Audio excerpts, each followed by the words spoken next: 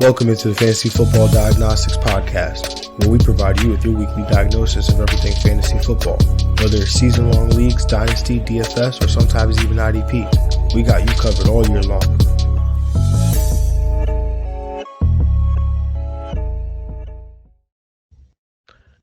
Our next guest is somebody I've been excited to get on here, a good friend of mine.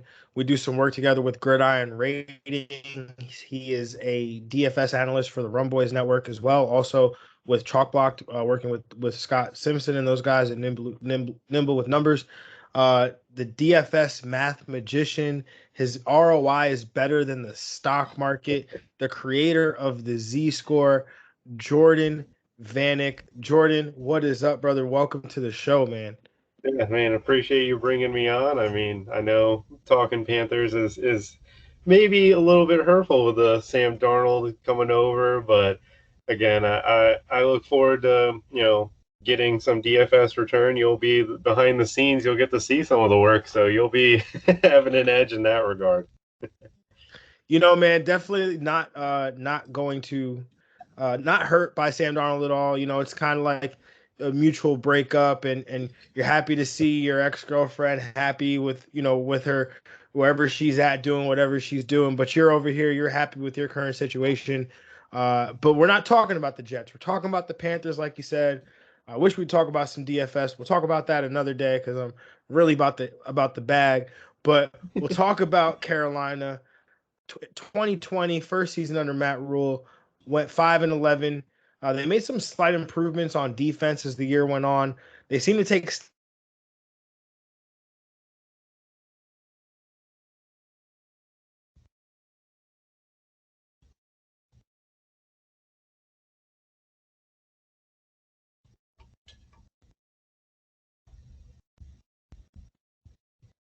Oh, sorry there. I don't know what happened. Yeah, you cut out. I was like, oh God. Yeah. All right. So I don't know why the time just kind of stopped. My time just still going 6:12. Your time is still going? Okay. If your time is still going and the red thing is on, it's kind of never happened. So that was a little weird. All right. I'll just start over from this second. No, you're Just good. cut this out. All right. So they went 5-11 in the first season under Matt Rule, made some slight improvements as the defense, slight improvements on defense as the year went on, did take some step backs on offense as the year progressed, especially at the quarterback position, went to finish 24th in scoring at just under 22 points per game, end up making the decision to move on from Teddy Bridgewater, after making the trade to get Sam Darnold over from the New York Jets. So hopefully they get that upgrade there that they so desire at the quarterback position, Jordan. But what are the feelings around, the Panthers as they approach 2021? So for me, as been a Carolina Panther fan for quite some time, I'm looking at our defense, and last year the biggest thing is we played zone from SIS numbers on 80% of plays, and we went out and got J.C. Horn, A.J. Bouye, and we still have Dante Jackson. And I think getting Scott Furter as our GM coming over, we want to be more aggressive on that side of the ball. So as a Panthers fan going into this year, this is the best corner group we've ever had. And it's something that I didn't think was going to happen, and it happened kind of so fast. And I don't think this team is going to go win the division because the Tampa Bay Buccaneers are still a much better team on roster. But I'm hoping we can have a season where we come out with a 9-8, 10-7 type of record and get better as the year goes on, because it is a lot of new faces on this team and a lot of youth. And just it's a team that is something super excited about. We struggled in the red zone last year with Joe Brady, which is something that I'm hoping to see an improvement on, especially with Teddy Bridgewater's comments about how we didn't practice it. They're like, we didn't practice the 2-minute drill. And I'm like, we had a lot of games last year that were one possession ball games that we could have won, didn't go our way. And I mean, Matt Rule and this coaching staff is something I believe in, but it's now, okay, take that next step up, because it's like what the Miami Dolphins did in this past season. They overachieved their expectations with Flores. It's kind of hoping what I'm going to see from this Panthers team. Fight for that wild card at the end of the year. I don't necessarily need to make the playoffs. I just want to see that, okay, Sam Darnold's the guy that we can go forward with. And most importantly, these defenders like Derek Brown and Jeremy Chin and J.C. Horn take like step by step, week by week, just getting better on that side of the ball. Yeah, I mean, Matt Rule, he was in running for the Jets job a couple years ago. So, I definitely done my homework on him. But he's a guy that is known as a program builder. You look at where he's been at Baylor and previously before that at Temple. He was known for a guy that came in, laid a foundation. That first year wasn't really great because you're moving on from other people's guys and you're bringing in your own guys and figuring out who from the previous regime is a fit for your regime.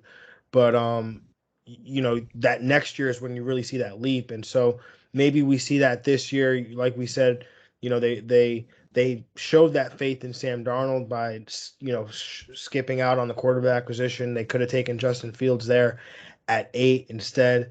They put some money in my pocket and made J.C. Horn a top 10 pick. So love that pick, by the way, to Carolina. J.C. Horn, definitely a bad man. So I'm excited to see him in that Carolina defense, who hopefully can,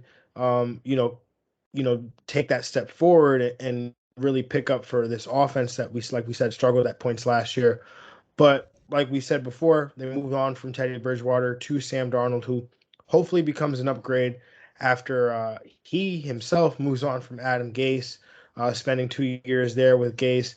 Darnold in 2020 played just 12 games, but over a 16-game pace if you extrapolate his games out. Doesn't even break 3,000 passing yards, would only have 12 touchdown passes, had 15 interceptions. He hasn't been all that effective outside of a handful of games, specifically some in his rookie year, specifically some at the end of his rookie year, and then some during the middle of the year with Adam Gase in their first year together. But he's going off the board right now. Jordan is the QB 25 after finishing as the QB 29 in fantasy points per game at just over 11 points. Is there an opportunity here for Darnold to revive his career and provide some fantasy value to managers?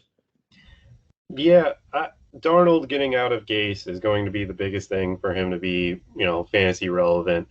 The idea though about him being a 12-team starting quarterback, that's a little far. These weapons are definitely going to be something that he's the best he's going to be playing with.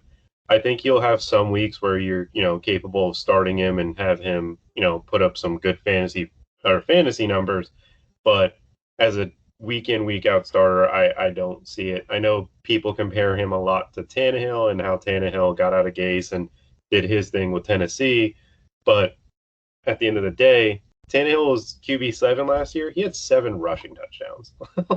like I know Sam Darnold can move his legs a little bit. I just don't know if he's going to get those touchdowns like Tannehill's getting on the read option and keeping it and letting everybody go to Derrick Henry. I think Darnold will be in a much better position to thrive. The Joe Brady scheme is a much easier scheme, but Joe Brady's going to make him throw the ball downfield, which is something that Adam Gase didn't have him do as much. And as a Panthers fan, he showed that he has arm talent to do it. It's just going to be a matter of going ahead and executing it, because that's going to be the biggest thing for fantasy, because if he can do that, I think he can creep up into the top 15 of quarterbacks for fantasy. But if he's not able to, which he hasn't exactly been the most effective, he'll sit down in the 20s. Last year we only threw Devontae Adams had 18 receiving touchdowns and we had 14 passing touchdowns. Somehow we still were able to put up some effective wide receiver numbers, but it's still a scary sight to see.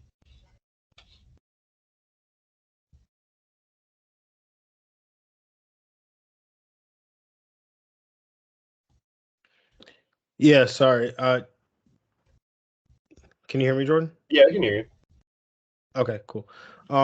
So no, I definitely agree with what you're saying with Sam Darnold. I mean, it's tough for him to take that leap, especially with so many mobile quarterbacks. That it's really top heavy now because seems like we have more mobile quarterbacks with passing upside than we ever had. And so Sam Darnold being in the top half of fantasy quarterbacks is going to be tough. I've got him at my QB 21. I mean, when you look at the roster, this is probably the most talented group of skill players that he's ever had. And so I think that's important. I think he's not going to be, like you said, like a Ryan Tannehill where he can run the football. I mean, Ryan Tannehill was a former college wide receiver that transitioned to quarterback. So Sam Darnold was never that kind of guy. I mean, I think he was a former linebacker or something like that. So Darnold is while athletic, he's not going to be the read option, run the ball for 300, 400, 500 rushing yards. But what he can do is he can make plays on the run. He can make plays on the move, which I think Adam Gase never did. But hopefully Joe Brady can do some of that with Sam Darnold.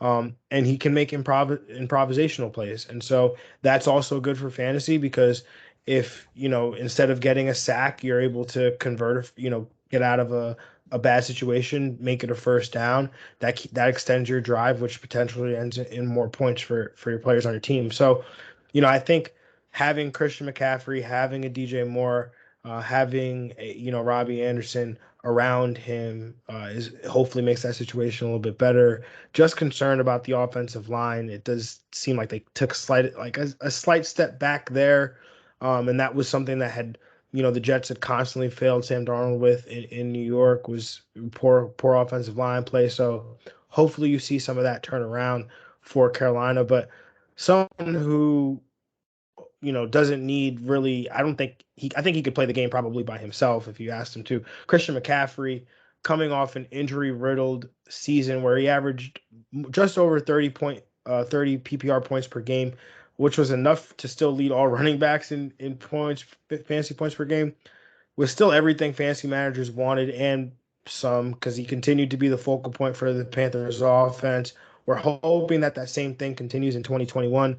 And it seems like that's the expectation for fantasy managers as CMC is going off the board here as the RB1, according to 4for4.com's multi-site ADP.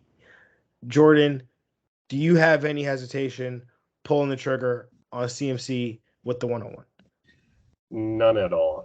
I CMC is a cheat code right now. He's just the fantasy clear cut 101 for me. I don't really have the 102 being remotely close. Like personally, like McCaffrey, since he's been in the league, after his rookie season, which was the year that Jonathan Stewart and him split a little bit of time, which by the way, he got 100 targets his rookie season as a running back. He's automatic for fantasy, for PPR especially. I believe outside his rookie year, he's had like 77% of his games get over 20 points, which is just crazy to think about. Where Dalvin Cook compared to, because he's the clear cut number 2 running back for some people right now that I just had a poll about, he was putting up, I think he had like 5 weeks or 4 weeks over 20 last year, or like somewhere around something a lot less of a average than McCaffrey was, where Dalvin's constantly getting you 18, but he's not putting up 20 because he's not getting the catches as McCaffrey's getting. The way that quarterbacks rushing the football is a cheat code, receiving running backs are the cheat code as well, and McCaffrey is in line again for 100 targets. I was worried about how Joe Brady was going to utilize him because, college coach coming in the NFL, we just don't know what he was going to do. But in the first 2 games or 3 games that I saw McCaffrey, I'm like, all right, he's still getting 8 targets. He's still getting 20 carries. Like, just, it's okay. Sign him up. He's going to be fine. Yeah, I mean, McCaffrey, there's no player like him in fantasy, like you were saying. I mean, if you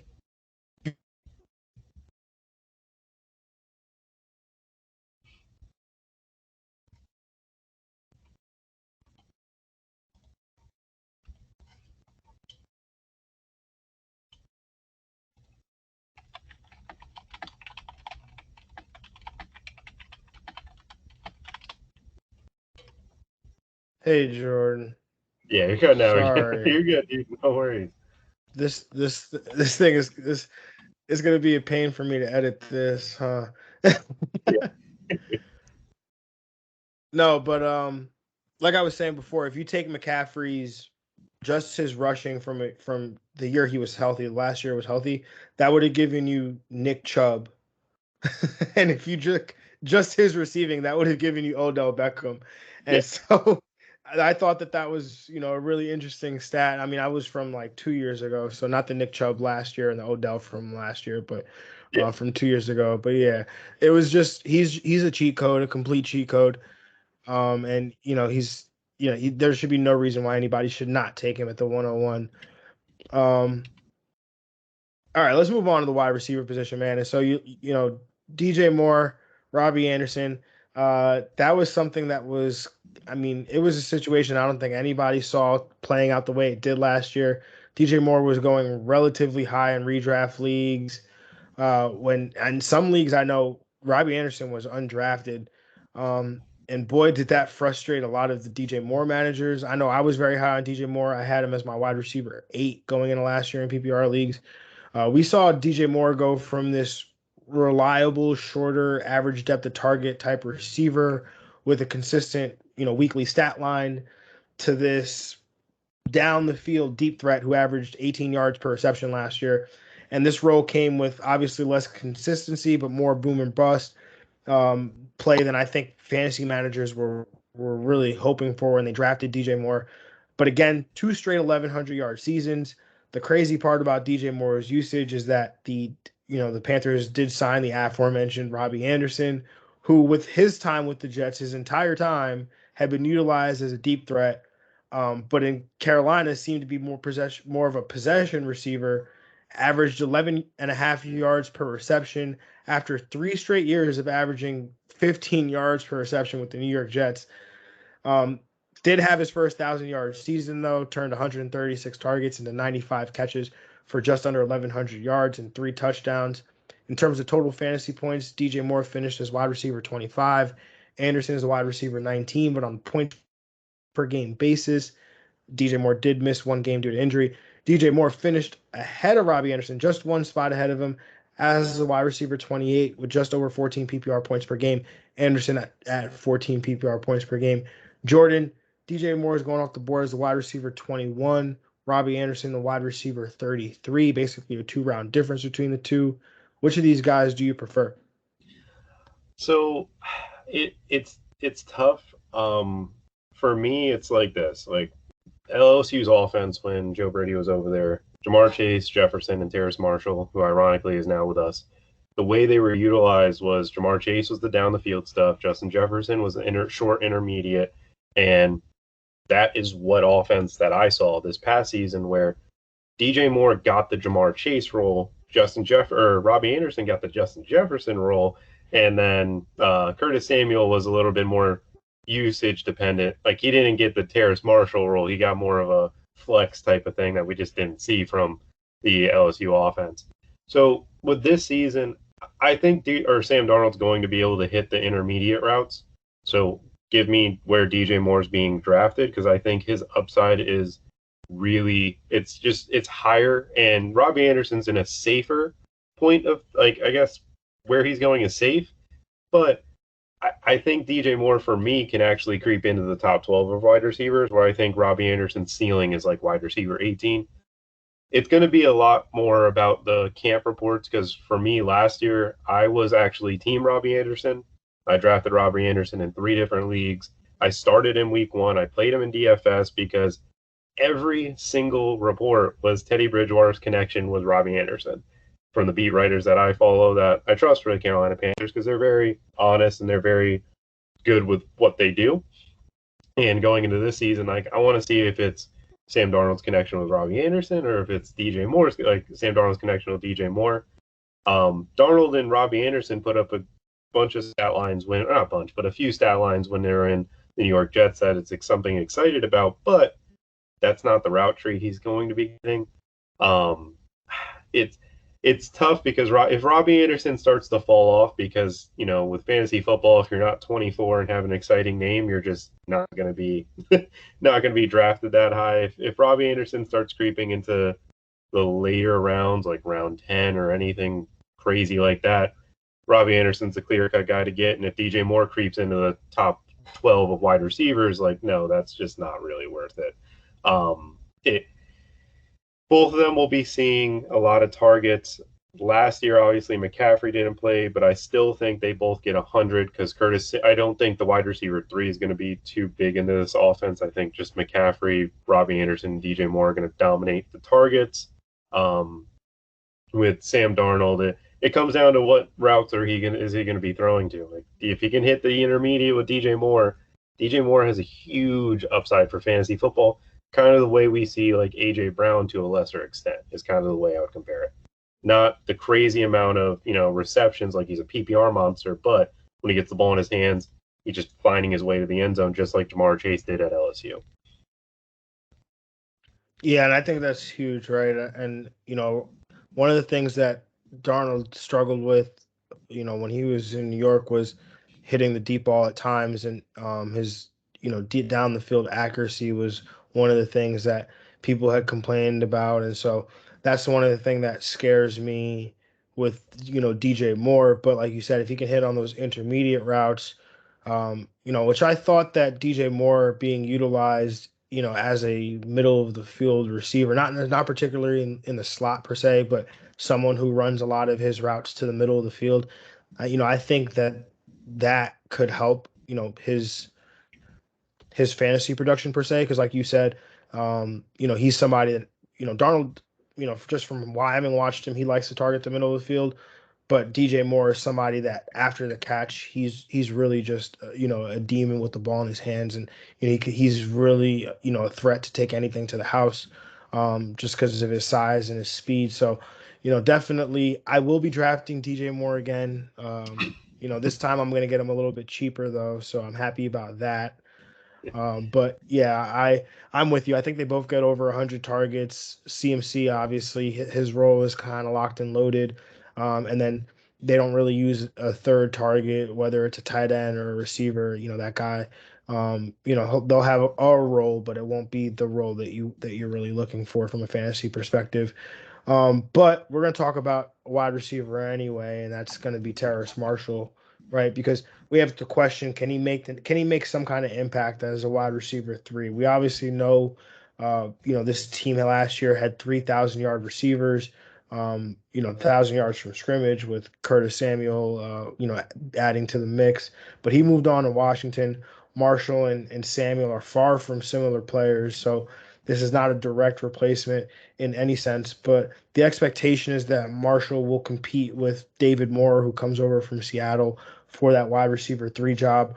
Marshall was one of my favorite wide receiver prospects from this class. When I really dug into him, just even because I thought that he kind of got overlooked, especially by me as that other wide receiver from LSU when you looked at Chase and Jefferson.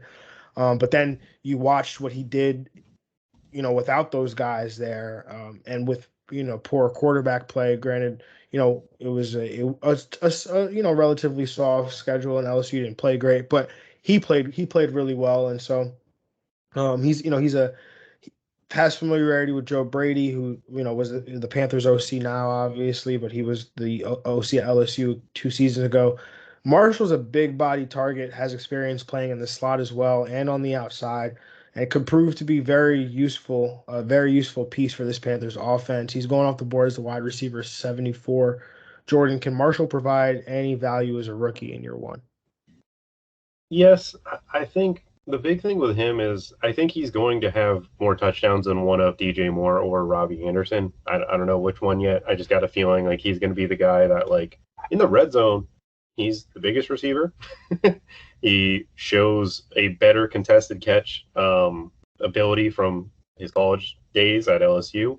And going forward, like, this offense has a lot of room to improve at receiver. And last year, we still somehow put out pretty much 3 wide receiver 2s when we only threw 14 touchdowns. Going into this year, obviously injuries. If one of the players goes down, I think Terrace Marshall steps into whatever role that they're going to ask him, because he can kind of do everything from his LSU tape, where people don't realize he was really close to what Chase and Jefferson were putting up with the early point of the year until he got hurt. And this year is going to be the same thing going ahead. Like, he's going to be better football player than he is going to be fantasy, but right now he's definitely someone you can stash on your roster. He's got upside if one of the two deal with any injury, and the other portion of it is that again he can play the slot. I don't think David Moore is going to be playing the slot too much, to be honest. I think David Moore is a guy that he's big, strong, fast. He hasn't put it all together as a wide receiver. That's why Seattle is allowing him to move or go somewhere else. And with our offense, I would love to see him start out in the slot and move over if needed. Like, I think DJ Moore, if there's going to be plays where DJ Moore plays the slot and David Moore is outside, there's going to be plays where Robbie Anderson plays the slot and David Moore is outside. But I don't think if either Robbie Anderson and DJ Moore will be on outside, that Terrace Marshall will be left off the field.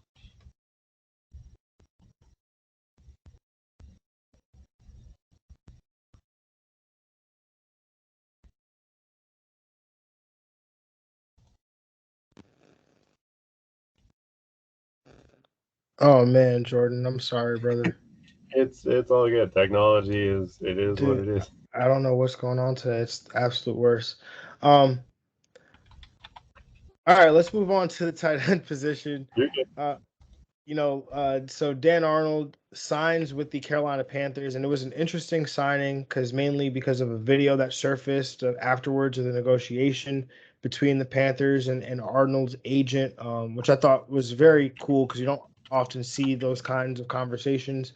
But Arnold coming off a career year in Arizona where he saw 45 targets that he turned into 31 catches, 438 yards, and 4 touchdowns. Good enough to finish as the tight end 23 in total fantasy points, all career highs for the former college wide receiver turned tight end. He's expected to be the lead guy after Ian Thomas basically flopped last year. Panthers did add Tommy Tremble in the draft, and he's definitely intriguing. Kind of reminds me, and I'm not saying he's this caliber player, but his story or his situation reminds me a little bit of George Kittle, a bit in terms of guys that were athletes coming out of college. They weren't really used as receivers, but they're ready to contribute as blockers, and that's kind of ideal for a young tight end and an easy way for them to get on the field. But back to Arnold, he's the only one being drafted. Going off the board right now is a tight end 37. Is there any value here from a Panthers tight end? Tight ends are really a rough spot right now. They're just not really dependable. I think if you're punting tight end and you're missing out on the top 3, and then you miss out on the Hawkinson, Andrews, even if some people have Kyle Pitts in that class, some people have him in the top 3. Anyhow, if you're missing out on like that top 6, Dan Arnold is actually a guy that I like to target because I think he has TD upside. Because again, these like DJ Moore and Robbie Anderson, we struggled in the red zone because they're not really that great red zone receivers. They don't win on the routes as quickly, or they're just not big bodied. Like the contested catches, like Michael Thomas boxes a dude out when he's on a slant. Where Julio Jones, I mean, he doesn't get used a lot in the red zone, but you can throw a fade to him. Like DJ Moore, like he's 6 foot, he's strong, but like he doesn't necessarily is quick enough to win on a quick slant. You're not throwing a fade to him. It's just an awkward offense in the red zone. And Dan Arnold's a dude who's 6'6", 6'5". Every time it seems like this dude gets a jump ball, he usually it's not always a catch, but you can see like, oh my God, this guy's so much bigger than the defender. This is awesome. I would love to do this every time. And in our division, like you're gonna want the linebackers' eyes are gonna be on McCaffrey. The corners are gonna be focused with the DJ Moores. If you get a safety like, for example, Winfield from Tampa Bay, if he gets matched up with Dan Arnold, just throw it up. He's like 5'10". Like, I mean, at the end of the day, what's the worst outcome? Like, I mean, an interception's obviously the worst, but if you throw it high enough, Dan Arnold should come down with it. I actually just rewatched that Super Bowl. Levante David, he gets matched up. It's not a good matchup, but Dan Arnold specifically can put up points. Ian Thomas is just not. He ran, I think from PFF, he ran the 3rd or 4th most routes out of any tight end in football. And the fantasy production was the worst by far. So Dan Arnold's going to be running exercise. Yeah, he's just running routes. He's just having fun. I mean, I like Ian Thomas coming out as a project. It's not working, so let's go to Dan Arnold. Let's see what he can do. We signed him to a pretty good contract. His agent speaks highly of him. That Panthers video is awesome. I loved every bit of it because it's just so cool to see that side of things. Tommy Tremble isn't a tight end. Like, he's drafted as a tight end. He's going to play a little bit of tight end, but he's going to play fullback. He's going to play running back a few occasions. Like, he's a dude that just helps on the 3rd and 1s where maybe McCaffrey, yeah, I want him to get the ball, but Tommy Tremble's huge, and he played running back at Notre Dame and won a lot of those goal line touches. Just going forward, I think Dan Arnold can creep into the top, I think he can get to like 13 as a tight end. Obviously, it could be nothing and a waste of a pick. Gerald Everett's a guy that I like over him, that I really like. But Dan Arnold is definitely like a dude. If you punt tight end and you want to have 2 in your roster, you can take them. I don't usually have 2 tight ends in my roster because it's just not really the draft pick. But I think touchdown upside, if you believe that Darnold can throw touchdowns, that's where you should go. If you're not a fan of Darnold, just don't bother. There's the tight end position at that point isn't it's all throwing darts. Yeah, definitely throwing darts at the tight end position, and Dan Arnold's definitely not a bad dart to throw, because when I throw a dart, I want to throw it at somebody who is not that I would aim sharp objects at people, but when I want to throw a dart, Dan Arnold is the kind of guy I look for because he's an athlete. He's got some upside. He plays in an offense that, the tight end does run a lot of routes. The tight end that was running those routes last year just wasn't good enough to get open. So, Yeah. Dan Arnold, maybe he gets open, like you said. Maybe he can, be used around the red zone. He's, like you said, he's got size, he's got athleticism to jump up, to jump over people and make an impact that way. So definitely, think he can possibly provide some late value. One last question, Jordan, man, before I let you go, brother. This has been awesome, but I have to ask you, man, how is this division breaking down? We know you got the Super Bowl defending champions, Tom Brady. Glad that he's no longer in my division. I'm sorry that he's in yours now. But who's winning this division? Where is Carolina finishing? I'm going to take, I guess, like a stance. I am not Team New Orleans this year. I think the trouble that Marshawn Lattimore's in, I think the idea of are they going to be playing Taysom Hill, Jameis Winston, I think the Saints are actually going to finish in last this upcoming season. I have the Atlanta Falcons finishing 3rd. I don't know if you have seen the podcast with Arthur Smith and Sean McVay. They were on a show together. Listen to it. Arthur Smith is one intelligent dude, and his play calling and stuff. And McVay and him had some laughs where McVay told him that if Kyle Pitts doesn't get 1,600 yards, he's a bum. Like, he's not a good coach. And I'm like, that's just hilarious to say. Like, just like the talk back and forth. And McVay's like, your red zone play calling? He's like, I took like 6 plays from you during the season. And going back, like, the Tennessee Titans play calling was just so good. Like, Tannehill's so efficient for a reason. And with Atlanta, I think they're going, like, their defense isn't as bad as it's made out to be. Dan Quinn is just awful. He is, for me, he's never had a top 20 defense outside the Legion of Boom. And in a way, I kind of have a feeling he's like the Adam Gase of defense. Like, I look at it like he's riding the coattails of one of the best defenses ever. And he's never had a top 20 defense with Atlanta. And now he's over with Dallas. And Dean Pease with Tennessee was awesome. And then you look at Tennessee's defense last year, awful. They went night and day different.